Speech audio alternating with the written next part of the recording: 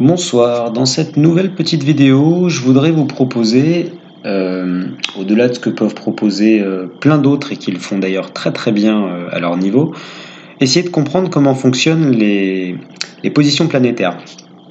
Alors évidemment tout ça ne sort pas de nulle part, il y a ce qu'on appelle des éphémérides, donc qui sont des petits livrets.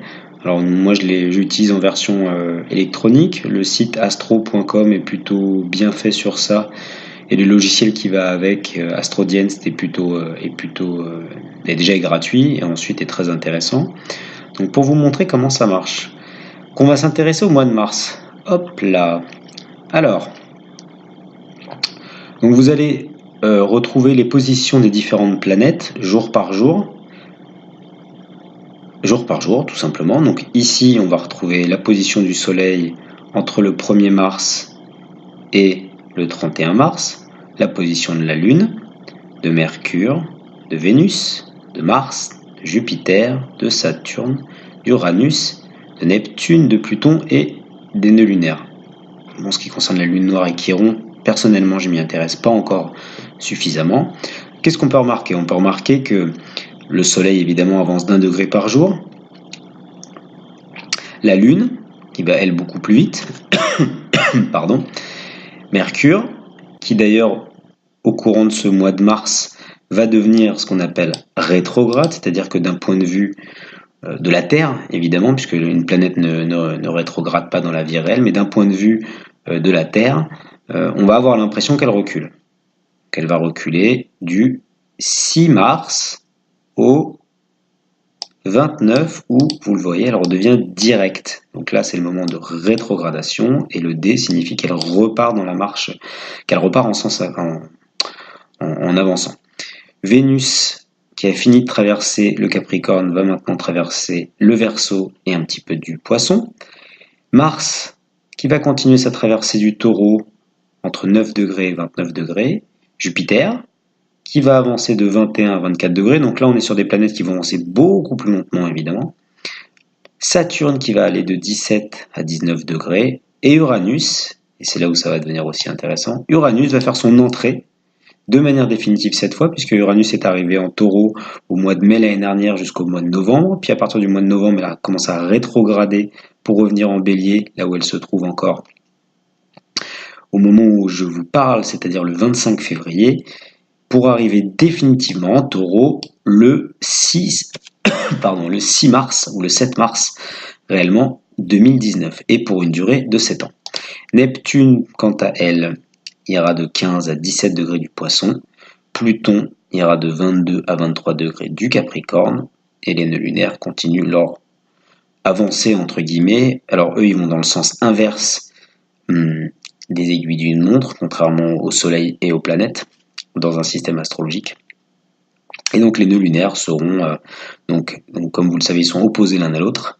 Et ils seront entre 26 degrés et 23 degrés entre 26 et 23 degrés du Cancer pour le nœud nord et 26 et 23 degrés du Capricorne pour le nœud sud. Voilà ce que je voulais vous montrer. Qu'est-ce qu'on va pouvoir retenir de ce mois de mars principalement? Ce qu'on va pouvoir retenir, c'est que Saturne arrive de plus en plus proche de Pluton, et vous entendrez beaucoup parler de cette conjonction Saturne-Pluton, dont on pourra débattre ici et là suivant les interprétations de chacun. Je ne vais pas rentrer forcément dans le détail dans cette vidéo, je voudrais juste qu'on comprenne ce que cela signifie. On va voir que Saturne va avancer de 17 à 19 degrés et Pluton est à 22-23 degrés. Donc on voit que les planètes, Saturne se rapproche de plus en plus de Pluton, Saturne va un petit peu plus vite que Pluton. Uranus, comme nous l'avons vu, à partir du 7 mars, va rentrer définitivement dans le signe du Taureau. Elle va y rester pour une durée de 7 ans. Neptune, qui va être donc de 15 à 17 degrés, va quant à elle se positionner, elle va former un petit sextile, ou un beau petit sextile avec Saturne. Donc un sextile, c'est un écart de 60 degrés entre deux astres. Et donc, évidemment, on est rarement sur des 60 degrés parfaits. On a ce qu'on appelle des orbes. Donc en fait, on a une tolérance de degrés.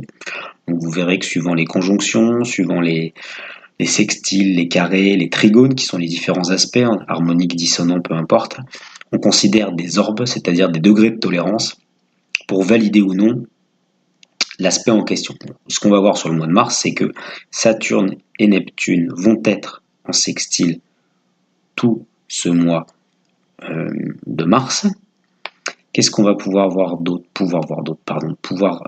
analyser d'autre? C'est que Mercure va être rétrograde. Alors, personnellement, j'apporte pas forcément une importance énorme à la rétrogradation de Mercure. Non pas qu'elle n'ait pas de sens, mais disons que Mercure rétrograde 3 fois par an. 3 fois, ou entre 2 et 3 fois par an, je sais plus, je crois que c'est 3 fois par an,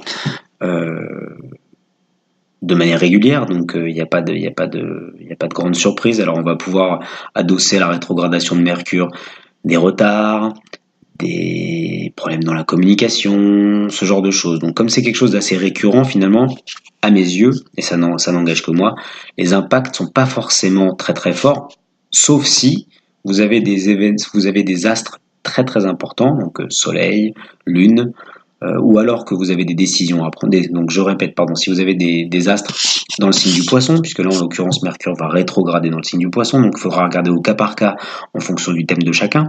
Évidemment, il a, d'un point de vue totalement générique, la rétrogradation de Mercure n'a que très peu d'influence, tout comme Mars, tout comme Vénus.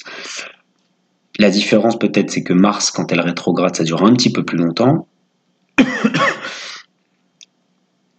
On peut éventuellement porter un œil attentif à tout cela, mais ça a quand même moins d'impact que les grosses planètes, les transsaturniennes et aussi, et j'intégrerai aussi Saturne et Jupiter, voilà, dans leurs mouvements respectifs. Donc ce qu'on va pouvoir noter d'autre sur ce mois de mars, c'est que Mars continue d'avancer en Taureau. Et donc voilà pour les effets principaux. Ce qu'on va pouvoir noter, alors là encore ça va dépendre du thème de chacun, c'est que Uranus rentrant dans le signe du Taureau jusqu'à et donc pendant 7 ans comme je vous l'ai dit, c'est tous les gens qui vont avoir des astres entre le degré 0 du Capricorne et ou de la Vierge vont former des bons aspects avec cet Uranus, puisque entre le Taureau et le Capricorne, entre le Taureau et la Vierge, il y a ce qu'on appelle 120 degrés, et donc on va former des aspects de trigone, qui sont des aspects positifs. Après, à mes yeux, il n'y a pas non plus d'aspects négatifs, il peut y avoir des aspects de tension, tout ce qui est carré, tout ce qui est opposition, mais je considère que ce sont des aspects de mouvement. Donc, certes, parfois, il peut y avoir certaines brutalité dans la manière dont tout cela peut être vécu, mais il y a toujours une volonté d'avancer pour du mieux. C'est toute la difficulté. Chacun a son interprétation. Avec moi, le recul que j'ai depuis un an, c'est comme ça que je vois les choses. Pour donner un autre exemple, Mars, qui va être en Taureau, va former des bons aspects. On va commencer par les mauvais aspects. C'est beaucoup plus rigolo pour une fois. Va former des aspects compliqués ou dissonants avec les signes, je l'ai noté, du Verseau et du Lion, puisqu'ils vont être en carré. Ils vont former des trigones, donc là aussi avec le Capricorne et avec la Vierge, et il va y avoir des sextiles avec le Poisson et le Cancer. Donc voilà le genre de choses que vous pouvez être amené à entendre, donc dans la plupart des horoscopes peut-être que vous verrez. Je suis pas là pour remplacer les gens qui font ça, encore une fois je vous le répète, ces gens-là le font très bien, moi j'aspire à quelque chose de beaucoup plus pédagogique, et dans la prochaine vidéo que je vais vous montrer, je vais présenter exactement la manière dont je voudrais fonctionner avec vous. Si vous avez envie de fonctionner avec moi, je serai ravi de vous avoir à mes côtés.